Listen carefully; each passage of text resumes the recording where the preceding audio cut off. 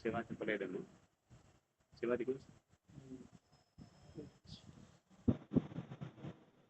హరే కృష్ణ. ఓం అజ్ఞానతిమిరాంతస్య జ్ఞానాంజనశలాకయా చక్షురున్మిలితం యేన తస్మై శ్రీ గురవే నమః. శ్రీ చైతన్య మనోభీష్టం స్థాపితం యేన భూతలే స్వయం రూపా గదా మహ్యం దదాతి స్వపదాంతికం. వందేహం శ్రీగురోః శ్రీయుతా పదకమలం శ్రీగురున్ విష్ణవాంఛా శ్రీరూపం సాగ్రజాతం సహగణ రఘునాథాన్వితం తం సజీవం సాద్వైతం సావధూతం పరిజన సహితం కృష్ణ చైతన్య దేవం శ్రీ శ్రీ రాధా కృష్ణ పాదాన్ సహగణ లలితా శ్రీ విశాఖాన్వితాం చ నమావం విష్ణుపాదాయ కృష్ణ ప్రేష్టాయ భూతలే శ్రీమతే భక్తి వేదాంత స్వామిన్ ఇతి నామినే. నమస్తే సారస్వతే దేవే గౌరవాణి ప్రచారిణే నిర్విశేష శూన్యవాది పాశ్చాత్యాదేశధారిణే. నమో మహావదన్యాయ కృష్ణ ప్రేమ ప్రదాయతే కృష్ణాయ కృష్ణ చైతన్య నామ్నే గౌరద్విషే నమః. నమో బ్రహ్మణ్య దేవాయ గోబ్రాహ్మణహితాయ చ జగద్ధితాయ కృష్ణాయ గోవిందాయ నమో నమః. హే కృష్ణ కరుణా సింధో దీనబంధో జగత్పతే గోపేశ గోపికా కాంత రాధా కాంత నమోస్తుతే. తప్త కాంచన గౌరాంగి రాధే వృందావనేశ్వరి వృషభానుసుతే దేవి ప్రణమామి హరిప్రియే. నారాయణం నమస్కృత్యం నరం చైవ నరోత్తమం దేవీం సరస్వతిం వ్యాసం తథో జయముదీరయేత్. నశ్చ ప్రాయేషు అభద్రేషు నిత్యం భాగవత సేవయా భగవతి ఉత్తమ శ్లోకే భక్తిర్భవతి నైష్టికీ. మూకం కరోతి వాచాలం పంగం లంఘయతే గిరిం యత్కృపాకృపయం వందే శ్రీగురుం దినతారిణం పరమానందమాధవం శ్రీ చైతన్య ఈశ్వరం. వాంఛాకల్పతరుభ్యశ్చ కృపా సింధుభ్య ఏవ చ పతితానాం పావనేభ్యో వైష్ణవేభ్యో నమో నమః. జయ శ్రీ కృష్ణ చైతన్య ప్రభో నిత్యానంద శ్రీ అద్వైత గదాధర శ్రీవాసాది గౌర భక్త బృంద. హరే కృష్ణ కృష్ణ కృష్ణ హరే హరే హరే రామ రామ రామ హరే హరే. హరే కృష్ణ. ఈనాటి నిత్యం భాగవత్ సేవయ తరగతికి వైష్ణవులందరికీ స్వాగతం సుస్వాగతం. అర్హత లేని నాకు అవకాశం కల్పించిన పరమ గురువు పరమ పూజ్య శ్రీ జయపతాక స్వామి గురు మహారాజ్ గారికి, వారి గురుదేవులైన పరమ పూజ్య శ్రీ భక్తి వేదాంత స్వామి శ్రీల ప్రభుపాది వారికి, మరియు శిక్షా గురువులైన పూజ్యశ్రీ రూపేశ్వర్ చైతన్య ప్రభు, పూజ్యశ్రీ వైష్ణవ కృపా ప్రభు, పూజ్యశ్రీ రఘునందన సేవక్ ప్రభు, పూజ్యశ్రీ శ్రీనివాస మనోహర్ ప్రభు, పూజ్యశ్రీ జయగోవింద్ ప్రభు మరియు వైష్ణవులందరికీ ధన్యవాద ప్రణామాలు. మీకు కూడా అందరికీ ధన్యవాద ప్రణామాలు వైష్ణవులందరికీ. శ్రీమద్ భాగవతము 6వ స్కందము 9వ అధ్యాయము శ్లోకం సంఖ్య 21. 9వ అధ్యాయం నామము వృత్తాసురుడు ఆవిర్భవించుట. వృత్తాసురుడు ఆవిర్భవించుట. దేవావూచుః శ్రీదేవావూచుః వాయు అంబర అగ్ని అపక్షితయః త్రిలోకాః బ్రహ్మ ఆదయః ఏ వయం ఉద్విజంతః. ఆరామ యస్మై బలం అంతకః అసౌ బిభేతి యస్మాత్ అరణం తతః నాః. దేవతలు పలికిరి. బ్రహ్మాది పలువురు దేవతల చేత నియంత్రించబడు పంచభూతముల ఆకాశము వాయువు అగ్ని జలము భూమి చేతనే ముల్లోకములు నిర్మితమైనవి.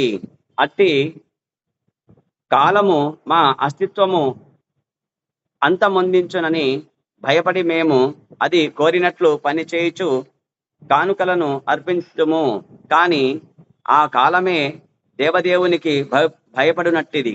అందువలన పూర్ణ రక్షణము నొసగగలిగిన ఆ దేవదేవుని ఒక్కనికే ఇప్పుడు అర్చించదముగాక. దేవతలు పలికిన సందర్భం ఇది వృత్తాసుర ఆవిర్భావం వృత్తాంతంలో.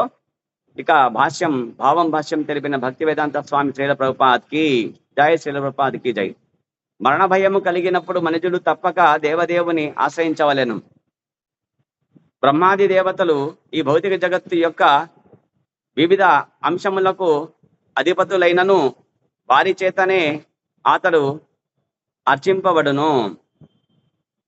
అసురులు ఎంతటి తేజోశక్తి సంపన్నులైనను దేవదేవునికి భయపడదురని బిభేతి యస్మాత్ అను పద సమూహము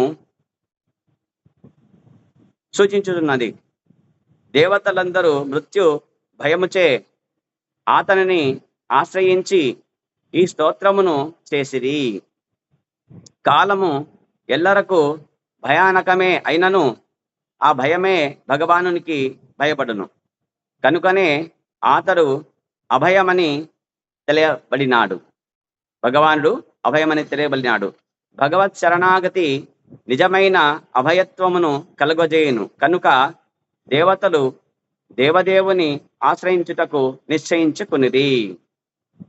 ఇక గత అధ్యాయము 8వ అధ్యాయం వచ్చేసి నారాయణ కవచము ఎప్పుడైతే తన శిష్యుడికి, అంటే శిష్యుడనగా ఇప్పుడు ఇక్కడ ఎవరంటే ఇంద్రుడికి, మరి వాళ్ళ గురువు బృహస్పతి అలిగిపోయాడు కాబట్టి ఆయన పట్ల అపరాధం చేసినందుకు ఆయన దూరమైనాడు కాబట్టి గురువు యొక్క కృప కావాలని చెప్పేసి విశ్వరూపుణ్ణి 3 ముఖములు గల విశ్వరూపాన్ని ఆశ్రయించినారు. మరి స్రష్ట ప్రజాపతి రచన యొక్క కుమారుడైన ఆయన మరి గురువాధిపత్యాన్ని స్వీకరించి మరి దేవతలకు మేలు చేయుటకు గాను మొట్టమొదటగా మరి ఆయన ఏదైతే నారాయణ కవచం ఉందో ఉపదేశించి మరి ఆ విధంగా వచ్చేసి దేవతలకు విజయాన్ని చేకూర్చినాడు. రాక్షసులు ఓడిపోయినారు. మళ్ళీ మరి స్వర్గాధిపతిగా ఇంద్రుడు వచ్చేసారనమాట. కాబట్టి ఆ విధంగా ఒక గురువు యొక్క ఆశీర్వాదం ఏదైతే ఉంటుందో అప్పుడు మాత్రమే ఏదైనా సరే జీవితంలో సాధ్యమవుతుంది. కాబట్టి గురువు తర్వాత భగవంతుని యొక్క కృప లేకపోతే గనక ఏదీ సాధ్యం కాదు ఈ భౌతిక జగత్తులో. కాబట్టి స్వర్గరాజగు ఇంద్రుడు విశ్వరూపని ఇక్కడ ఏం చేస్తాడంటే, ఎప్పుడైతే రాజ్యము వచ్చేస్తుందో ఇప్పుడు మొట్టమొదటి చెప్పాడు విశ్వరూపుడు, నాయన నేను మా అమ్మ రచన, ఆమె మా తాత వాళ్ళు ఎవరంటే రాక్షసులు, కాబట్టి నాకు మేనమామలు అవుతారు ఎవరు రాక్షసులు, కాబట్టి వాళ్లకు కీడు చేసి మీకు మేలు చేయలేదు నేను, కాబట్టి నాకు అంతా ఒకటే, మంచివాళ్ళు చెడ్డవాళ్ళు ఇద్దరిని ఒకే సమదృష్టి, సమాసత్తౌ చ మిత్రే చ తథా మానాపమానయోః శీతోష్ణ సుఖ దుఃఖేషు సమసంగ వివర్జితః తుల్య నిందా స్తుతిర్మౌని సంతుష్టోయేన కేనచిత్ అనికేత స్థిరమతి భక్తిమాన్ మే ప్రియో నరః. భక్తి యోగం నందు భక్తుడు యొక్క లక్షణాలు శ్రీకృష్ణ భగవానుడు భగవద్గీతలో చెప్పినట్టుగా ఈయన భక్తుడు కాబట్టి ఏం చేస్తాడంటే, నాకు అంతా ఒకటే అని చెప్తాడు అనమాట. సమా శత్రువు చ మిత్రేచ, నాకు శత్రువులు కానీ మిత్రువులని వేరువేరుగా ఏముంటారు, అంతా ఒకటే. మీకు శత్రువులు రాక్షసులు కావచ్చు, దేవతలకు శత్రువు ఎవరు రాక్షసులు, మరి రాక్షసులు శత్రువు ఎవరు దేవతలు, కాబట్టి ఉభయులకు ఆ విధంగా ఉండవచ్చు కానీ నాకు మాత్రం అంతా సమానమే అని చెప్తాడు. అందరికీ ఒకే దృష్టి చూస్తానంటాడు అని చెప్పేసి నేను రానని చెప్తే, మరి బ్రహ్మగారు చెప్పినారు గురువాధిపత్యం మీరు స్వీకరించాల్సిందే, దేవతలకు మేలు చేయాల్సిందే అని చెప్పినందుకు పట్టుబట్టినందుకు బతిమలాడతారనమాట. అప్పుడు ఆయన ఆ విధంగా వచ్చేసి నారాయణ కవచం ఉపదేశించి వాళ్లకు మేలు చేసి వాళ్లకు స్వర్గరాజ్యాన్ని మరి మళ్ళీ ప్రాప్తించే విధంగా గురువు యొక్క కృప వల్ల మళ్ళీ వచ్చేసినప్పుడు ఇక హవిష్యులు కొన్ని ఇతను రాక్షసులకు ఇస్తుంటాడు అనమాట. అంటే ఇప్పుడు గురువు ద్వారా వస్తుంది యజ్ఞము ద్వారా మరి ఏవైతే హవిష్యులు సమర్పిస్తారో యజ్ఞం చేసే హోతలు మరి దాంట్లో ఆ హవిష్యులను వచ్చేసి కొంత భాగము రాక్షసులకు ఇవ్వడం తెలుసుకుంటాడు. ఈయన వల్ల మనకు ఎప్పుడైనా ప్రమాదం అని చెప్పేసి మరి భావించి ఆయన ఆ విశ్వరూపుణ్ణి ఏం చేస్తారంటే, అంటే గురువుని హత్య చేస్తాడు. అది బ్రహ్మహత్యా పాతకం. ఇదేమిది బ్రహ్మహత్య పాతకం ఇది. కాబట్టి ఈ కవచం అంటే నారాయణ కవచం యొక్క కథ కూడా ఉంది ఇక్కడ. విశ్వరూపుడు చెప్పినాడు అనమాట, ఓ ఇంద్ర, ఈ నారాయణ కవచము ఆ అసుర నాయకులకు తప్పక జయింపగలదు అని చెప్పినాడు అనమాట. కాబట్టి ఈ కవచం ధరించిన వారు ఎట్లా అంటే, ఈ గతంలో వచ్చేసి ఈ నారాయణ కవచం ఉపాసన చేసిన వారు ఈ నారాయణ కవచానికి సంబంధించిన జ్ఞానం కలిగిన వారు ఏం చేశారంటే, ఒకరు కౌశికుడు అని చెప్పేసి ఒక బ్రాహ్మణుడు ఉన్నాడు. ఆయన ఉపాసన చేసి తను అంటే ఒక మనిషి అంటే మామూలుగా వచ్చేసి ఇక్కడ ఈ భౌతిక జగత్తులో మళ్ళీ జననమన కరణ చక్రలో ఉంటారు కాబట్టి ఎంత ఉపాసన చేసినప్పటికీ తన దేహం చాలిస్తాడనమాట. అప్పుడు గంధర్వుడు భార్యతో కలిసి చిత్రరథుడు అని చెప్పేసి గంధర్వుడు విమానములు వెళ్తూ ఉంటారనమాట. అక్కడ ఒక ఎడారిలో వచ్చేసి ఎవరైతే కౌశికుడు అనే బ్రాహ్మణుడు ఉపాసన చేసి ఉంటాడు కదా నారాయణ కవచం, ఆయన వెళ్ళిపోయినా కూడా ఆయన అస్థికలు ఎముకలు ఉంటాయన్నమాట. అక్కడ ఆ ఎముకలను దాటి విమానం వెళ్ళలేకపోతుంది అనమాట. దేహత్యాగం అయిపోయినాక అక్కడ పడిపోతాయి అనే ఎముకలు. మరి ఈ విమానము వచ్చేసి దాటలేకపోతుంది, అక్కడే ఆగిపోతుంది. ఎవరిది? చిత్రరథుడిది. అప్పుడు ఆయనకి అర్థం కాదనమాట. అప్పుడు వాలకీడు అని చెప్పేసి ఋషి అటువైపు వెళ్తూ ఉంటాడు అనమాట. కాబట్టి ఆ చిత్రరథుడు అనే గంధర్వుడికి ఆ వాలకీడు చెప్తాడు. వాలకీడు అని ఋషికి అడుగుతాడనమాట. సాష్టాంగ నమస్కారం చేసి, ఆ ఋషి గారు, నా విమానం ఎందుకు ఆగిపోయింది నాకు అర్థం కావటం లేదు, ఇక్కడే ఆగిపోయింది, దాటలేకపోతుంది ఈ క్షేత్రాన్ని, ఏమిటి దీని యొక్క మహత్యం అని చెప్తానమాట. నాయన, కౌశికుడు అనే బ్రాహ్మణుడు వచ్చేసి ఆ నారాయణ కవచం యొక్క ఉపాసన చేసినందు వల్ల ఆయన ఆ అస్థికలు ఆయన ఇక్కడే ఉండిపోయినాయి.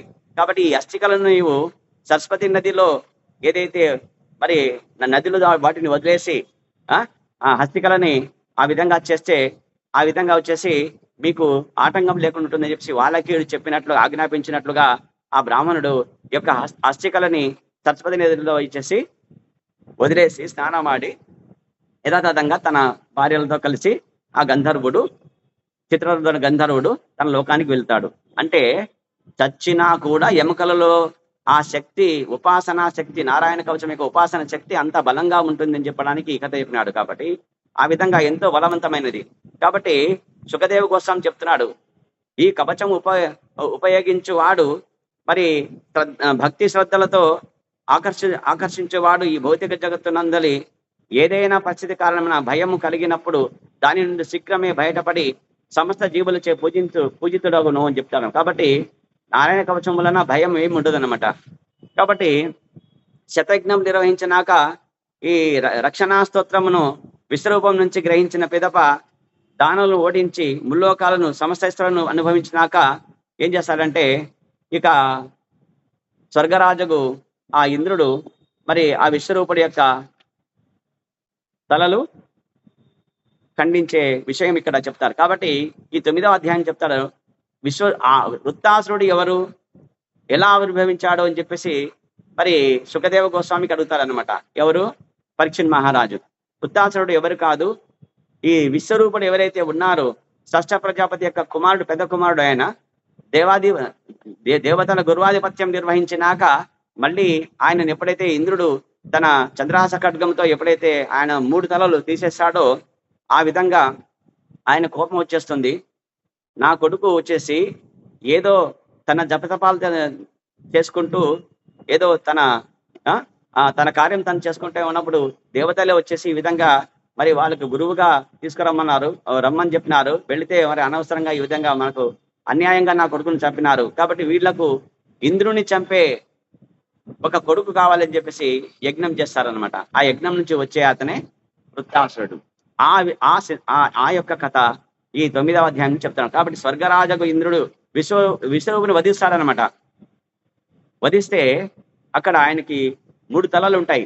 దీంట్లో ముందు చెప్తాడు చూడండి, విశ్వరూపుడి యొక్క తండ్రి ఇంద్రుని వధించటకై యజ్ఞం ఆచరించను. ఆ యజ్ఞమున వృత్తాసురుడు ఆవిర్భవించగా భయముతో దేవతలు దేవదేవుని శరణుజొచ్చి అతనిని కీర్తించిరి. ఇప్పుడు ఈ కీర్తన దీంట్లో ఉందన్నమాట. కాబట్టి దానవుల ఏడగల అనురాగం వలన విశ్వరూపుడు రహస్యంగా వారికి యజ్ఞ భాగములు ఒసిగినాడు. కాబట్టి ఇంద్రుడు ఇది తెలుసుకొని విశ్వరూపుని శిరమును ఖండించను. అతడు బ్రాహ్మణుడు కనుక తదనంతరం ఇంద్రుడు ఆ వధకు శాప అంటే బ్రహ్మహత్య పాతకుడు అవుతాడు అన్నమాట ఇంద్రుడు కూడా. కాబట్టి ఇక్కడ బ్రాహ్మణుడు స్త్రీని, శిశువుని, గోవును, తర్వాత గురువును ఎవరైతే సంహరిస్తారో వాళ్ళకి బ్రహ్మహత్యా పాతకం చుట్టుకుంటుంది అనమాట. ఎవరైనా కావచ్చు ఈ భౌతిక జగత్తులో. కాబట్టి ఆ విధంగా ఏమవుతాడంటే బ్రహ్మహత్యా పాతకము ఆయనని పట్టుకుంటుంది అనమాట. కాబట్టి ఆ తదనంతరం ఆ పాపను అతడు ఏం చేస్తాడంటే 5గురికి పంచుతాడు. 1 నేల, 2 జలము, 3 వృక్షము, 5 స్త్రీ, 4గురికి పంచుతాడు. ఎంతమందికి పంచుతాడు? 4గురికి. 100% బ్రహ్మహత్యా పాతకం అయితే గనక 25% ఒక్కొక్కరికి పంచుతాడు అనమాట. కాబట్టి అవి ఏంటంటే నేల బ్రహ్మహత్యా పాతకం వచ్చేసి ఈ ఇంద్రుణ్ణి వెంబడిస్తూ ఉంటుంది అనమాట. ఒక శూద్ర స్త్రీ అంధవికారంగా ఉండి భయంకరంగా ఉండి దేహమంతా ఈ రక్తము తర్వాత చీము స్రవించే విధంగా ఉండే ఆ స్త్రీ వచ్చేసి వెంటబడుతుంది. రా ఇంద్ర, నన్ను వివాహం చేసుకుంటుంది అనమాట. నేనే నీకు అని చెప్పేసి సొంతము అని చెప్పేసి వెంటబడుతుంటుంది. చాలా వికారంగా ఉంటుంది, భయానకంగా ఉంటుంది అనమాట. అదే ఎవరంటే బ్రహ్మహత్యా పాతకం.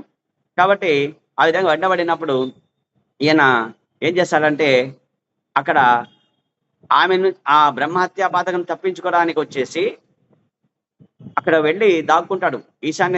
ఈశాన్య దిక్కులో ఉండే మానస సరోవరంలో వచ్చేసి 10,000 సంవత్సరాలు తపస్సు చేస్తాడు ఆయన. ఎవరు? ఇంద్రుడు.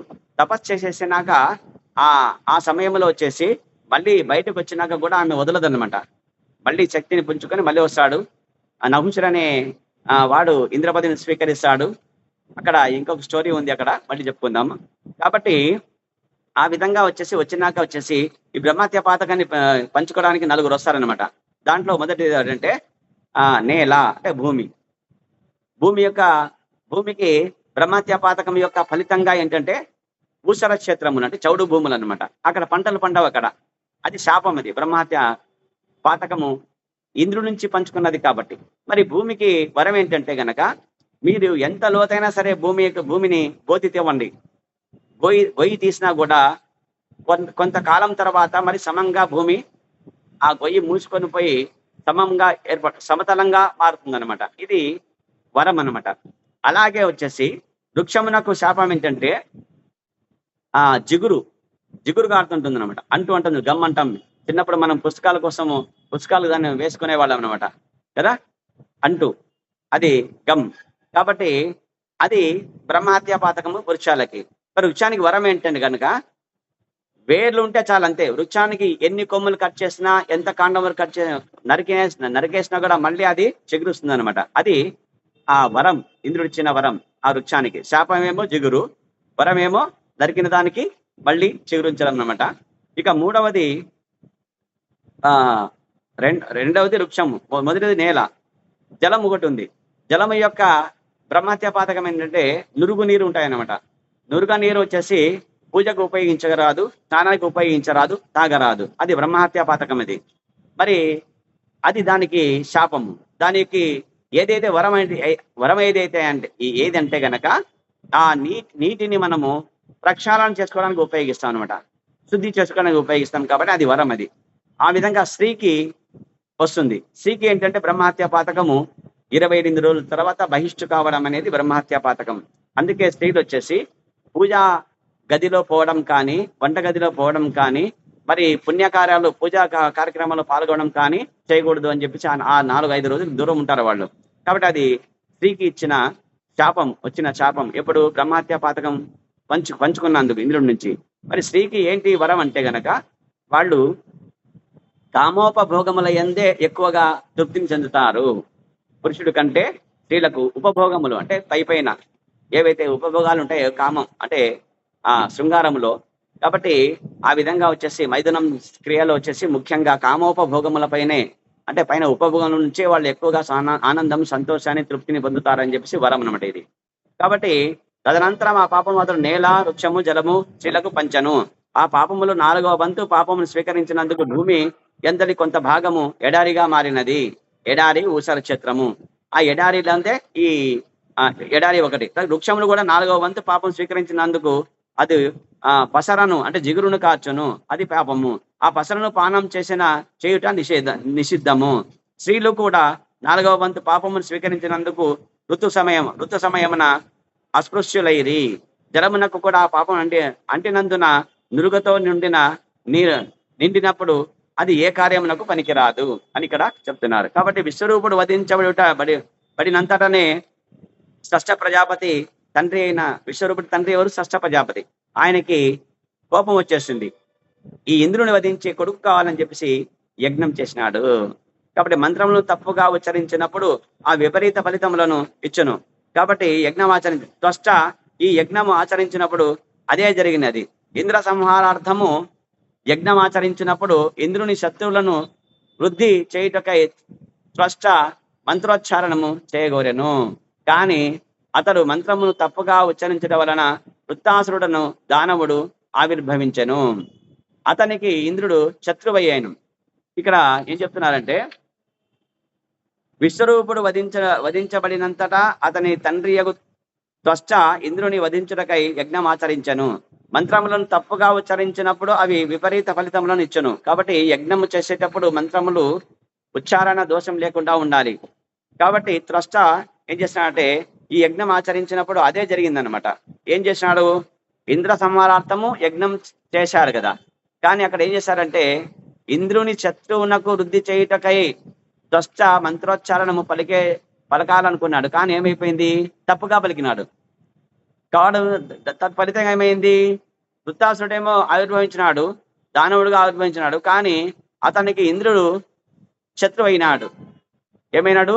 ఇంద్రుడికి శత్రువు అయిపోయినాడు. కాబట్టి వృత్తాసురుడు యజ్ఞము నుండి ఆవిర్భవించగా అతని భయంకరమగు రూపమును గాంచి సమస్త జగత్తు భీతిల్లెను. ఆయన యొక్క శరీరం ఎంత ఉంటుందంటే కనుక ఆకాశమంతా భయానకమైన శరీరం ఉంటుంది. ఎవరిది? వృత్తాసురుడి. ఆ యజ్ఞగుండం నుంచి వచ్చేస్తాడు, బయటకు వచ్చేస్తాడు. షష్ఠ ప్రజాపతి చేసినప్పుడు దానవుడుగా వచ్చేస్తాడు. వచ్చి ఆ వృత్తాసురుడు యజ్ఞం నుంచి భయంకరమగు రూపముతో వస్తాడు. అన్ని జగత్తులు 14 లోకాలన్నీ భీతిల్లుతాయి, అందరూ భయపడిపోతారు. ఆ దానవుని తేజము దేవతల తేజమును కూడా తగ్గించను. అంత తేజవంతుడుగా ఉంటాడు. ఆ తేజము దానవుడు ఆ వృత్తాసురుడికి తేజం ఎటువంటిదంటే గనక గొప్ప తేజవంతుడు ఆయన. ఆ తేజము దేవతల తేజం తగ్గించింది. ఆ దేవదేవుడు తప్ప వారి తర్వాత ఇక్కడ ఏం చేస్తారు? రక్షణకే వేరు మార్గమును గానక దేవతలు యజ్ఞ ఫలభోక్త విశ్వప్రభువుగా దేవదేవుని అర్చింపని ఆరంభించిరి. ఇక వెంటనే ఏం చేసినారంటే ఈ వృత్తాసురుడు గనక దండెత్తితే మమ్మల్ని సంహారం చేపడితే గనక మమ్మల్ని రక్షించే వాళ్ళు ఎవరు లేరు, కేవలము దేవాది దేవుడు శ్రీకృష్ణ భగవానుడు అని చెప్పేసి వాళ్ళు ఇక భగవంతుని స్తుతి చేయడం ప్రారంభించారు. కాబట్టి ఆవిర్భవం తర్వాత చేసిన ఆ స్తోత్రాలే మనం ఇక శ్లోకాలుగా చెప్పుకుంటున్నారు. కాబట్టి ఆ దేవదేవుడు తప్ప వేరెవరు జీవుని భయం నుండి ఆపద నుండి కాపాడలేరు కనుక దేవతలందరూ అతనిని అర్చించిరి. కాబట్టి జీవుడి యొక్క భయం కావచ్చు, ఆపద కావచ్చు తొలగాలంటే ఎవరిని ఆశ్రయించాలి? కృష్ణుని ఆశ్రయించాలి. భగవంతుని అర్చింపక ఏ దేవతను ఆశ్రయించుట ఎనున్నది కుక్కతోక పట్టుకొని సముద్రమును ఈదుటకు ప్రయత్నించడంతో పోల్చవచ్చును. ప్రభుపాదులు చెప్తున్నారు ఇక్కడ. కాబట్టి 33 కోట్ల దేవీ దేవతలను మనం పూజ చేయడం ఎటువంటిదంటే గనక కృష్ణుని వదిలేసి కుక్కతోక పట్టుకొని సముద్రము ప్రయాణం చేసినట్టంట, సముద్రం ఈదినట్టంట. కాబట్టి అది ఎంత కష్టమో చూడండి. కాబట్టి దాంతో పోల్చినారు. కాబట్టి కుక్క ఈదగలదు, కానీ దాని భావము మనిషి కుక్కతోక పట్టుకొని సముద్రం దాటగలను అనడం అనేది కాదు, అది తప్పు. దాటగలడం అనేది కాదు. దేవతలచే బుధమందిన భగవానుడు దదీచి కడకేగి అతని అస్థికలను అర్థించమని ఉపదేశించను. ఇక ఏం చేస్తారంటే స్తుతి చేస్తున్నారు. స్తుతి చేస్తే అప్పుడు ఇంద్రుడు చెప్తాడు, ఇంద్ర ఇప్పుడు ఆ వృత్తాసుని చంపడానికి ఒక ఆయుధం కావాలి, ఆయుధం నువ్వు ఏర్పాటు చేసుకోవాలి. కాబట్టి ఆ ఆయుధము దేంతో తయారు చేయాలి తెలుసా? దదీచి అనే ఋషి ఉన్నాడు, ఆయన అస్థికలతో తయారు చేయాలి. అది ఏది? వజ్రాయుధం. ఇక్కడ ఆవిర్భావం వజ్రాయుధం యొక్క తయారీ గురించి చెప్తున్నాడు ఇక్కడ. కాబట్టి దదీచి దేవతల విజ్ఞప్తిని మన్నించగా అతని అస్థికల సాయంతో వృత్తాసురుడు మరింపగలడు అని చెప్పేసి చెప్పినాడు అనమాట. ఎవరు? దేవాది దేవుడు శ్రీకృష్ణ భగవానుడు. ఆ ఉదంతంలో వచ్చేసి ఇక్కడ ఇక విశ్వరూపుడికి 3 తలలు ఉంటాయి. ఎన్ని తలలు ఉంటాయి? 3 తలలు ఉంటాయి. కాబట్టి ఒకటి సోమరసపానం చేస్తుంది, రెండవది సురాపానం చేస్తుంది, మూడవది అన్నం తింటుంది అనమాట. ఏది? 3 తలలు ఉండే విశ్వరూపుడు ఒక తలతో ఏం చేస్తాడు? సోమపానం చేస్తాడు. కాబట్టి ఆ విధంగా సోమరసము తీసుకునే తల ఒకటి, తర్వాత సురాపానము సుర తాగే తల ఒకటి, అన్నం తినే తల ఒకటి, 3 తలలతో ఉంటాడు ఆయన విశ్వరూపుడు. కాబట్టి చంద్రహాస ఖడ్గముతో ఇంద్రుడు ఏం చేస్తాడంటే ఆ 3 తలలు తీసేస్తాడనమాట. ఆ విధంగా వచ్చేసి ఒక్కొక్క తల నుంచి మరి ఒక్కొక్క బ్రహ్మహత్యా పాతకము ఇక్కడ బయటికి వస్తుందన్నమాట. కాబట్టి ఇక్కడ పరీక్షణ్ మహారాజా ఇక్కడ చెప్తున్నాడు. ఎవరు? పరీక్షణ్ మహారాజా, దేవతల విశ్వరూపణకు తండ్రి పక్షమున బంధువులు కనుక, తండ్రి పక్షమున ఎవరు బంధువులు? విశ్వరూపుడు ఎవరు? దేవత బ్రాహ్మణుడు. కాబట్టి దేవతల బంధువు కనుక ఇంద్రాయ ఇదం స్వాహ అంటే ఇది ఇంద్రునికి ఉద్దేశింపబడినది, ఇదం అగ్నయే ఇది అగ్నిదేవునికి ఉద్దేశించబడినది అని మంత్రం ఉచ్చరించుచు ప్రత్యక్షముగా ఆవిర్భాగములను ఇచ్చెను. ఆ రీతిగా బిగ్గరగా మంత్రములు అర్చించుచు దేవతలందరకు యజ్ఞ భాగము ఒసగేను అని చెప్పాడు. ఎవరు? విశ్వరూపుడు అప్పుడు అనమాట కదా దేవతలకు.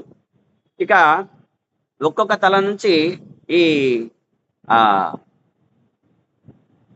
సోమరసము తాగిన తల ఎప్పుడైతే తెగిపోతుందో అక్కడి నుంచి పాల పిట్ట వస్తుంది అనమాట. ఏం వస్తుంది? పాల పిట్ట వస్తుంది. తర్వాత ఈ సారాయి తాగిన తల నుంచి ఏమొస్తుందంటే తీతురు పిట్ట వస్తుంది. అన్నము తిన్న తల నుంచి ఏమొస్తుందంటే ఊర పిచ్చుక వస్తుంది. కాబట్టి ఇక్కడ చెప్తాడనమాట. కాబట్టి చాతక పక్షి సోమరసం తాగిన తల నుంచి, తర్వాత సురాపానము తాగిన తల నుంచి పిచ్చుక, అన్నము భుజించిన తల నుంచి పిచ్చుక, తర్వాత ఈ తీతురు పిట్ట వచ్చేసి సురాపానం తాగిన తల నుంచి వస్తుంది అని చెప్పి చెప్తారన్నమాట. కాబట్టి అన్నిటిలా ఏదైతే ఉందో ఈ తీతురు పిట్ట అనే యొక్క శబ్దం ఏదైతే ఉందో మనము భయపడతాం కదా అందరూ కదా. ఇదేం జరిగింది, ఇట్లా కూస్తాం అరుస్తాం ఉంది, ఏదో కీడు జరుగుతుంది ఇప్పుడు అని చెప్తారు కదా. అప్పుడు ఏం చేయాలంటే కృష్ణం వందే జగద్గురు అని చెప్పేసి గట్టిగా మనము ఎప్పుడైతే పలుకుతామో ఆ దోషము వెళుతుంది. కాబట్టి ఇక్కడ ఈ విధంగా వచ్చేసి భగవంతుని స్మరిస్తే గనక మనకు దోషాలు వెళుతాయని చెప్పేసి ఈ 21 శ్లోకంలో చెప్తున్నారు. ఇక 22వ శ్లోకం వెళ్దామండి. భౌతిక భావరహితుడు, దేని చేతను ఎన్నడును విశ్వమునకు గురి కాని వాడు అయిన భగవానుడు సదా సుప్రసన్నుడు, పరిపూర్ణ కామకుడై ఉండును. భౌతిక ఉపాధి రహితుడైన అతడు ప్రశాంతుడు, అనాసక్తుడు. అతడే ఎల్లరకు ఏకైక ఆశ్రయమై ఉన్నాడు. అన్యుల నుండి రక్షణమును కోరువాడు నిక్కముగా కుక్కతోక పట్టుకుని సముద్రమును దాటగోరునట్టి పరమముఖుడేయగును అని ఇక్కడ చెప్తున్నారు అనమాట. కాబట్టి భౌతిక భావరహితుడు ఎవరంటే భగవానుడు. దేని చేతను విశ్వయము ఎన్నడూ చెందని వారేమంటే ఎవరు? భగవానుడు. కాబట్టి సదా సుప్రసన్నుడు, సదా ప్రసన్నం కాదు సుప్రసన్నంగా సుప్రసన్నతతో ఉంటాడు. అతనికి ఏమి సమస్యలు ఉండవు, ఎప్పుడు ప్రసన్నంగా ఉంటాడు అనమాట, శాంతంగా. కాబట్టి పరిపూర్ణ కామకుడు ఆయన ఎవరు? భగవానుడు. కాబట్టి భౌతిక ఉపాధి రహితుడు అంటే భౌతిక భావాలకు సంబంధించి ఇవన్నీ.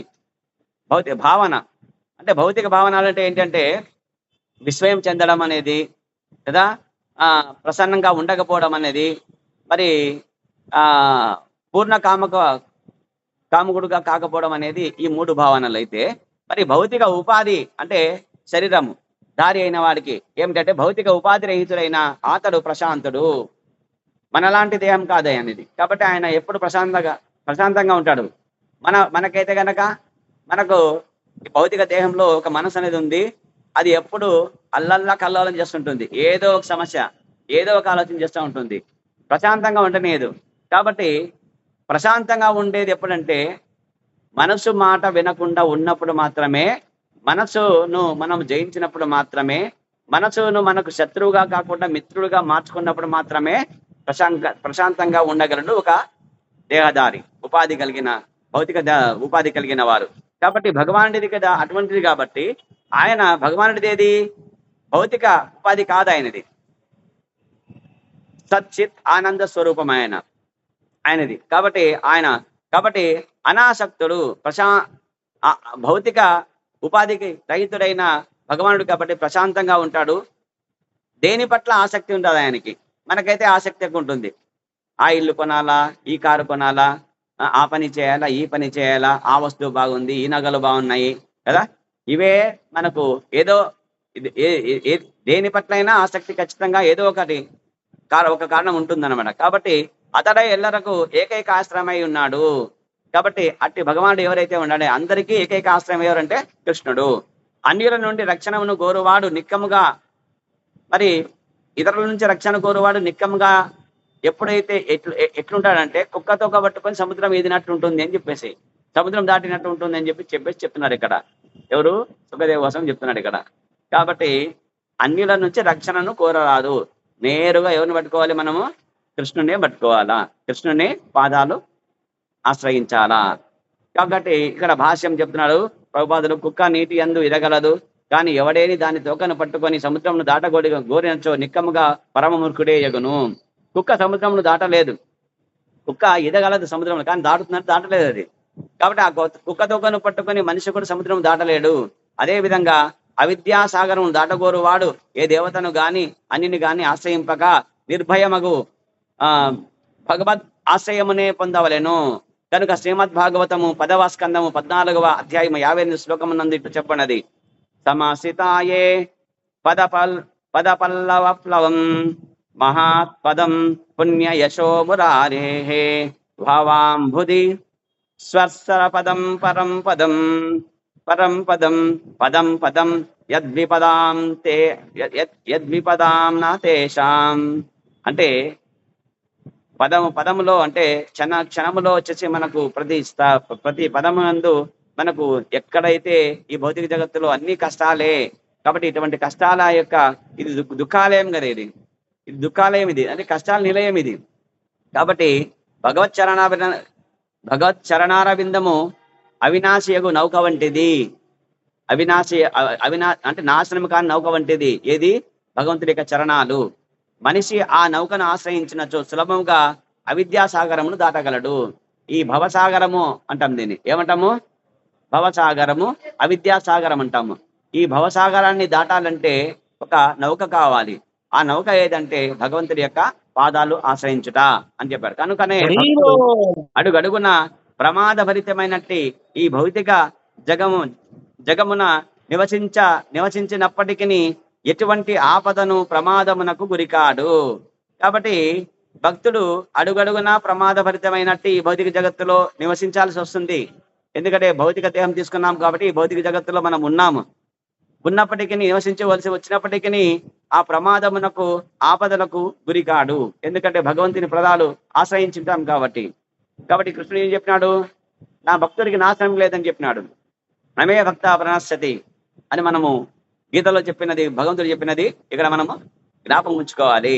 కాబట్టి ఎప్పుడు భయపడరాదు. ఆపదలని, తర్వాత ప్రమాదాలని, మరి కష్టాలని చెప్పేసి భక్తుడు ఏడవడు. కృష్ణ నువ్వే పాల ముంచినా నీట ముంచినా నీదే భారం అని చెప్పేసి కృష్ణుడిని ఆశ్రయిస్తాడు, ఆయన పాదాలు వదలడు. అనగా మనిషి ఏవో కల్పిత ఆలోచనలచే రక్షణ పొందుటకు బదులు సర్వశక్తిమంతుని ఆశ్రయమునే పొందవలెను. ఆ బాబా, ఈ బాబా, ఆ తిక్కలక్ష్మమ్మ, తర్వాత ఈ తిక్కతాత, ఇటువంటి పనికిరాని భౌతిక తాతలను లేదా భౌతిక దేవతలను, భౌతిక జగత్తులో ఉండే వాళ్ళను ఎవరిని ఆశ్రయించినా కూడా మనకు కష్టాలు తప్పవు, వివిధ క్లేశములు అనుభవించక తప్పదు, అంతే.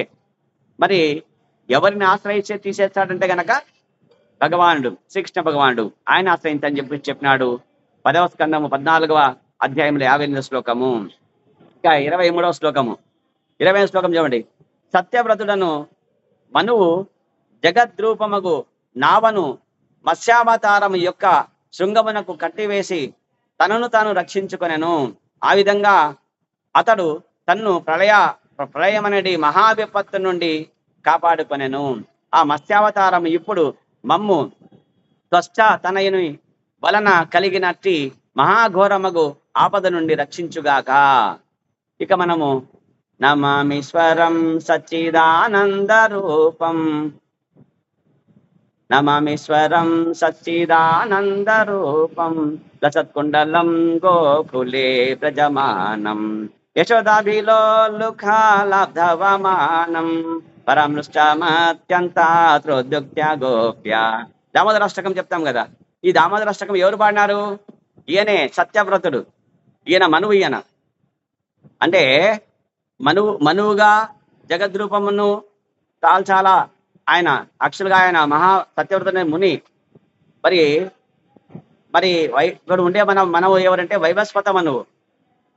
కాబట్టి వైవస్వత మనువుకు పూర్వంగా ఏదైతే ప్రళయం రాకమునుపు ఉన్నప్పుడు ఈ సత్యవ్రతుడే ఇప్పుడు వైవస్వత మనువుగా కొనసాగినాడు.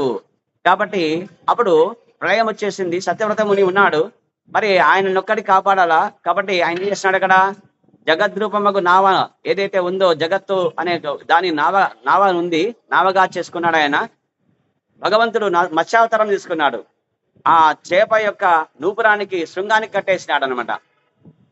ఏది పెద్ద సర్పంతో కడతాడు అనమాట. వాసుకి సర్పం లాంటి సర్పంతో కట్టేసి తనను తాను రక్షించుకున్నాడు అనమాట. ఆ విధంగా చేసినాడు. కాబట్టి అప్పుడే భగవంతుని కీర్తించినది ఈ దామోదర కీర్తనలోని అష్టకం, దామోదర అష్టకం. ఆ విధంగా అతడు తన్ను ప్రళయమనడి మహావిపత్తు నుండి కాపాడుకొనెను. ఎవరు కాపాడుకున్నాడు? సత్యవ్రతుడు. కాబట్టి ఈ ఆ మత్స్యావతారము ఇప్పుడు మమ్ము త్వష్ట తనయుని వలన కలిగిన ఘోరమగు ఆపద నుండి రక్షించుగాక. త్వష్ట ప్రజాపతి యొక్క తనయుడు ఎవరు? ఇప్పుడు ఇక్కడ రెండవ కుమారుడు ఎవరు? వృత్తాసురుడు. భయంకరంగా శరీరం కలిగిన రాక్షసుడు. దానవ దేహం వచ్చేసింది కదా.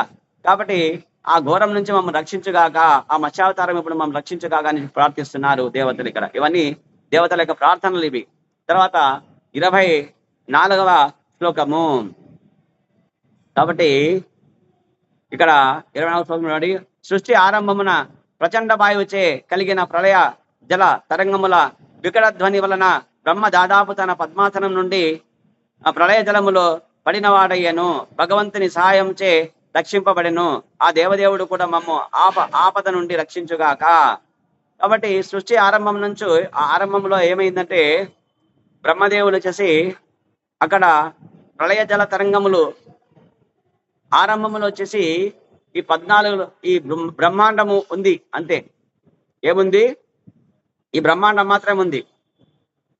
ఎక్కడి నుంచి వచ్చింది బ్రహ్మాండం? ఇది కృష్ణుడి యొక్క ప్రథమ పురుషావతారమైన కారణజలాల్లో ఉండే కారణోదక సాయి విష్ణువు, మహావిష్ణువు యొక్క దేహం నుంచి ఏవైతే మనకు శ్వేతరంధ్రాలు ఉన్నాయి కదా, శ్వేతరంధ్రాలలో ఏమొచ్చింటుంది? కేశములు వచ్చింటాయి అనమాట, రోమాలు వచ్చింటాయి. కాబట్టి ఆ శ్వేత రోమం నుంచి వచ్చిన శ్వేతం యొక్క జలము యొక్క ఆ బిందువే మనం ఉండే బ్రహ్మాండం. ఆ బ్రహ్మాండములో మళ్ళీ ఆ మొదటి పురుషావతారము ఎవరిది? కృష్ణుడిది. ఆయనే మళ్ళీ ప్రతి ఒక్క బ్రహ్మాండములో ద్వితీయ పురుషావతారంగా గర్భోదక సాయి విష్ణువుగా ప్రవేశిస్తాడు ఆయన. అంతే. ప్రతి బ్రహ్మాండంలో ఎన్ని కోటాను కోట్ల బ్రహ్మాండాలు ఉంటే కోటాను కోట్ల గర్భోదక సాయి విష్ణుగా ఆ బ్రహ్మాండంలో ప్రవేశించేసి అక్కడంతా ఏముండదు అనమాట. ఈయన జలముతో నింపేశాడు. ఏది? గర్భజలాలతోటి. గర్భజలాలు అంటే గర్భోదక సముద్రంగా ఏర్పాటు చేసేసి అక్కడ వాయువు ఉంటుంది. ఏముంటుంది? జలముతో పాటు ప్రళయ జలం అంటారు. దాంతో పాటు వచ్చి ప్రళయ జలము, తర్వాత ప్రచండ వాయువు, ఇవి రెండే ఉంటాయి. గాలి యొక్క హోరు ఎట్లుంటుందంటే నిన్న సాయంత్రం వచ్చింది చూడండి, ఎట్లా వచ్చింది గాలి కదా, ఎర్రగాలి కదా, వీసిందా లేదా? హోరెత్తే గాలి దీనికంటే ఇంకా భయంకర, అది ప్రళయకాలంలో అది ప్రచండమైన గాలి. అది ఆ గాలి తర్వాత ఆ ప్రళయ జలము మాత్రమే ఉన్నాయన్నమాట. అప్పుడు ఈ గర్భోదక సాయి విష్ణువు యొక్క నాభి కమలంలో నుంచి బ్రహ్మ ఏమవుతాడు? సృష్టించబడతాడు. బ్రహ్మదేవుడు వచ్చేస్తాడనమాట. అప్పుడు బ్రహ్మదేవుడు ఏమవుతుందంటే గనక ఆ ప్రళయ జలము యొక్క తరంగాలు ఎట్లా వచ్చినాయి? గాలి వీస్తే తరంగాలు వస్తాయి కదా, నీళ్లు లేదా ప్రశాంతంగా ఉంటుంది. గాలి లేకపోతే నీళ్లు తరంగాలు వస్తాయా? రావు. కాబట్టి ఆ ప్రళయ వేగంతో తరంగాలలో ఆ కమలంలో కూర్చున్న ఆయన ఏమైందంటే ఆ గాలికి కింద పడిపోయినాడు, ప్రళయ జలంలో పడిపోయినాడు అనమాట. ఎవరు? బ్రహ్మదేవుడు. కాబట్టి ఆ విధంగా ఆయన రక్షించినాడు. మళ్ళీ ఎవరు? ఆ భగవానుడు. కాబట్టి అట్టి విపత్తు నుంచి రక్షించిన ఆ దేవదేవుడు కూడా మమ్మల్ని రక్షించుగాక అని చెప్పేసి ప్రార్థిస్తున్నారు. ఎవరు? దేవతలు. ఇక 25వ శ్లోకం. యవ్వాని బాహ్యశక్తిచే మేము సృజింపబడితిమో మరియు యవ్వాని అనుగ్రహముచే ఈ విశ్వరచనను మేము చేయుదుమో అట్టి దేవదేవుడు మా ఎదుట పరమాత్మ రూపమున సదా నిలిచి ఉన్నప్పటికీ మేమాతని రూపమును చూడజాలము. మేము వేరువేరుగా ఈశ్వరులమని తలుచుచుండుట చేతనే ఆతనిని చూడజాలకున్నాము. చూడండి ఇక్కడ, యవ్వాని బాహ్యశక్తితే మేము సృజించబడితమో అంటే ఎవరి యొక్క బాహ్యశక్తి చేత మనము సృజించబడినాము? భగవంతుడు కదా. మరి ఈ సమస్తము, ఈ బ్రహ్మాండము ఏర్పడడానికి కారకుడు ఎవరు? కారణం ఎవరు కదా? ఆయనే. కాబట్టి ఆ విధంగా బ్రహ్మాండం ఏర్పడడానికి కారకుడు భగవానుడే. ఆ తర్వాత గర్భోదక సాయి విష్ణుగా వచ్చినది ఆ భగవానుడే. కాబట్టి ఆయన యొక్క బాహ్య శక్తి చేత ఇవన్నీ సృష్టించబడినాయి అనమాట. ఈ భౌతిక జగత్తులు మహత్తత్వం అని చెప్పేసి అంటాం వీటిని. బాహ్యశక్తి ఏంటి? భగవంతుడికి ఎన్ని శక్తులు ఉన్నాయి? 3 రకాల శక్తులు ఉన్నాయి కదా. అంతర్గత శక్తి కదా, వాదిని శక్తి, రాధారాణి శక్తి, బాహ్య శక్తి, తటశక్తి, 3 రకాల శక్తులు కదా. కాబట్టి ఆ విధంగా బాహ్య శక్తి చేత భగవంతుడి శక్తి చేత మేము సృజించబడినాం కదా. కాబట్టి ఆయన అనుగ్రహం చేతనే ఈ విశ్వమంతా రచన చేయగలిగినారు. ఎవరు? బ్రహ్మదేవుడు. బ్రహ్మకు ఆ జ్ఞానం ఇచ్చాడు కదా. తర్వాత ఆయన 1000 సంవత్సరాలు దేవతా సంవత్సరం తపస్సు చేస్తే గనక ఆయనకి జ్ఞానం ఇస్తాడు. ఏంటి? సృష్టి అని చెప్పేసి. అప్పుడు ఆ బ్రహ్మదేవుడు ఈ 14 లోకాలు ఏర్పాటు చేస్తాడు అనమాట. ఏ లోకాలు ఎవరెవరికి దేహాలు ఇవ్వాలా అంటే వాళ్ళ యొక్క పాప పుణ్య ఫలాల కర్మల బట్టి వాళ్ళకు దేహాలు ఇచ్చుకుంటూ 84 లక్షల జీవరాశులను ఏర్పాటు చేసేది, ఈ 14 లోకాలు ఏర్పాటు చేసేది ఎవరంటే బ్రహ్మగారు చేస్తారు. ఇది గౌణ సృష్టి. దీన్ని ఏమంటాము? గౌణ సృష్టి లేదా ద్వితీయ సృష్టి అంటారనమాట. ప్రథమ సృష్టి ఏదంటే భగవానుడిదే, కృష్ణుడిదే. కాబట్టి ఈ విశ్వరచన ఎవరైతే చేసినారో యవ్వాని అనుగ్రహముచే ఈ విశ్వరచనము మేము చేయుదుమో అంటే విశ్వముని పరిపాలించడం అనమాట. ఏ విధంగా మరి ప్రజాపతులు కావాలా అని చెప్పేసి బ్రహ్మ చెప్పినాడు. ఆయన చెప్పిన సూచనలు ఏమిటంటే ఇది దేవాది దేవుడు కృష్ణుడు చెప్పినవే బ్రహ్మగారు చెప్తారన్నమాట మనకు. కాబట్టి ఆయన ధ్యానములో ఉన్నప్పుడు భగవంతుడు హృదయములో ఆయనకి చెప్పేశాడు, ఈ విధంగా చేయించు, ఈ విధంగా మరి లోకపాలకులు ఏర్పాటు చేయించు, ఈ విధంగా వచ్చేసి ప్రజోత్పత్తి చేయించండి అని చెప్తాడు. కాబట్టి అట్టి దేవదేవుడి యొక్క ఎవరైతే విశ్వరచన మనం చేస్తామో, విశ్వని మనము ఏ విధంగా అయితే పాలిస్తున్నామో, మరి మా ఎదుట ఆ పరమాత్మ రూపము సదా నిలిచి ఉన్నప్పటికీ, మన ఎదుట ఆయన యొక్క పరమాత్మ యొక్క రూపం సదా నిలిచి ఉంది, కానీ మనం చూడగలుగుతున్నామా? ఈ భౌతిక ఇంద్రియాలకు ఆయన కనబడతాడా? మాయా జవనిక చన్నం అని చెప్పేసి కుంతిమానం చెప్పింది కదా. కృష్ణ, నీవు మాయా తెర చేత కప్పబడినావు నీవు. కాబట్టి నిన్ను మేము చూడలేము. ఈ భౌతిక ఇంద్రియాలు మమ్మల్ని ఆ ఇంద్రియాలకు మిమ్మల్ని చూసే శక్తి లేదు. భగవంతుని చూసే శక్తి ఉంది అంటే లేదు. మన ఇంద్రియాలు దేవతలను చూడలేవు. మరి దేవాది దేవుడిని కృష్ణ భగవాన్ ఎట్లా చూస్తాయి చెప్పండి? కాబట్టి చూడలేవని చెప్తారు. కాబట్టి పరమాత్ముడు సదా ఆయన అంతటా విస్తరించి ఉన్నాడు. ఆయన ఎప్పుడు నిలిచి ఉన్నప్పటికీ మాత్రము మనం ఆయన రూపాన్ని చూడగలుగుతున్నామా? చూడగలడం లేదు. కాబట్టి ఆయన పరమాత్మ రూపమున సదా నిలిచి ఉన్నాడు. ఎక్కడున్నాడు? పరమాత్మ రూపమున లోపల ఉన్నాడు కదా. జీవాత్మ పరమాత్మ కదా. ప్రతి ఒక్క జీవి యొక్క హృదయంలో ఉన్నాడు ఆయన. మరి మన హృదయంలోనే ఉన్నాడు, మనం చూడలేము. బయట ఎక్కడో మన బయట కూడా ఉన్నాడు, కానీ బయట ఉండేది మనం చూడలేములే. కానీ మన హృదయంలో ఉండే వాళ్ళని చూస్తున్నాం, మనము చూడలేము. కాబట్టి మేము వేరు వేరుగా ఆ రూపాన్ని మేము చూడకుండా గుర్తించాలకున్నాము. కాబట్టి మాయలో ఉన్నాం, కాబట్టి భౌతికేంద్రియాలతో ఉన్నాం. కాబట్టి మమ్మల్ని మేమనుకుంటున్నాము, మేమే ఈశ్వర అంటే యజమానులు మేము. నేనంటే ఏమనుకున్నావు? నేనే. నాకు ఎంత ఆస్తుంది తెలుసా? ఎన్ని ఎకరాల పొలాలు ఉన్నాయో తెలుసా? ప్రపంచ బ్యాంకులో ఎన్ని కోట్ల డబ్బులు ఉన్నాయి నీకు తెలుసా? కాబట్టి నేను పెద్ద పుటంగిని అనుకుంటాం మేము మాయలో పడి. కాబట్టి వేరుగా మేమే ఈశ్వరులు అంటే మేమే యజమాని, ఈ లోకపాలకుడు నేను. ఇంద్రుడు ఏమంటాడు? నేను స్వర్గానికి రాదు అని అంటాడు, నేను పాలకుడిని అంటాడు. నిజానికి ఆ శక్తి ఎవరిది? ఆయనదే, భగవంతునిది. కానీ భగవంతుని విస్మరించేసి నేనే అంత చేసిన చేసి ఎప్పుడైతే అంటామో అప్పుడు పతనం అయిపోతాము. కాబట్టి ఆ విధంగా తలచుడ చేత చూడాలనుకున్నాం మిమ్మల్ని అని చెప్పేసి ఇక్కడ ప్రార్థిస్తున్నారు దేవతలు. ఇక 26, 27 శ్లోకములు ఇక పెద్దగా ఉన్నాయి. హరే కృష్ణ. పెద్దగా ఉన్నాయి శ్లోకాలు ఇవి. హరే కృష్ణ. వాంఛాకల్పతరుభ్యశ్చ కృపా సింధుభ్య ఏవ చ పతితానాం పావనేభ్యో వైష్ణవేభ్యో నమో నమః. అనంతకోటి వైష్ణవ బృందికి జై, శ్రీల ప్రభుపాద్ కి జై, నితాయ్ గౌర్ ప్రేమానందే. హరి హరి బోల్.